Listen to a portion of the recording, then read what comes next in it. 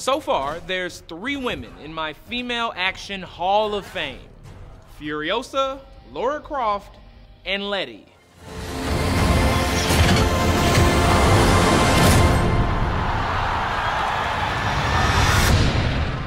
But I tell you what, Alita is looking very promising.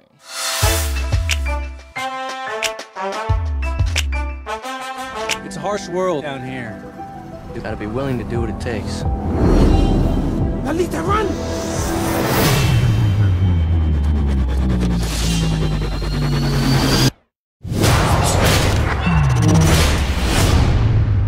My God.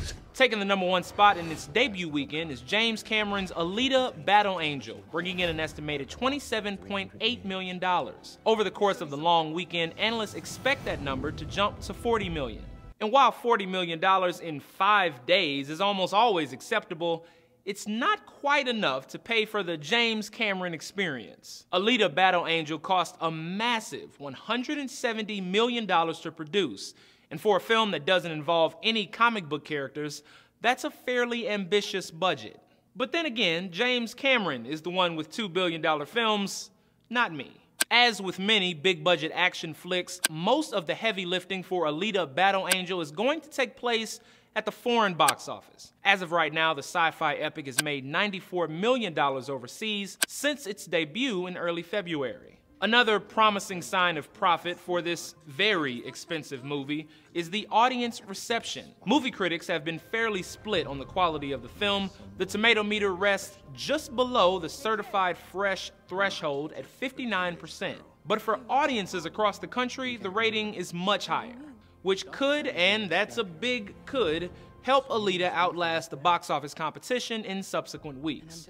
Guess we'll have to wait and see. On to #2. Once, everything was awesome. Now, everything is bleak. Hey, Lucy, I brought you coffee. Coffee. The bitter liquid that provides the only semblance of pleasure left in these dark times. Oh my goshness, did I interrupt you brooding just now?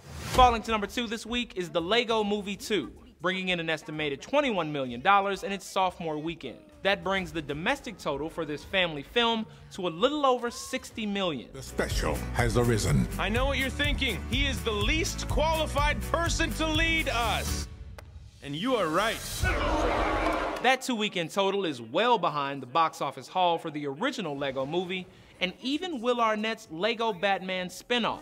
Some analysts blame the lackluster box office run on an oversaturation of Lego-themed films since the original breakout hit. Warner Brothers released 2 Lego spin-offs in 2017 alone. And last but not least this week is Rebel Wilson's Isn't It Romantic, bringing in an estimated $14 million in its opening weekend. As the only new rom-com in theaters this weekend, Isn't It Romantic received a huge boost from the Valentine's Day crowd and ultimately exceeded box office expectations.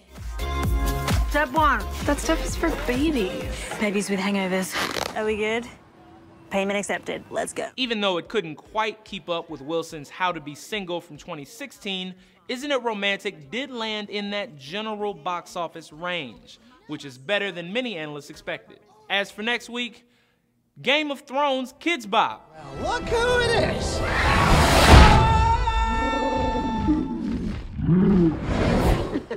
Not a word.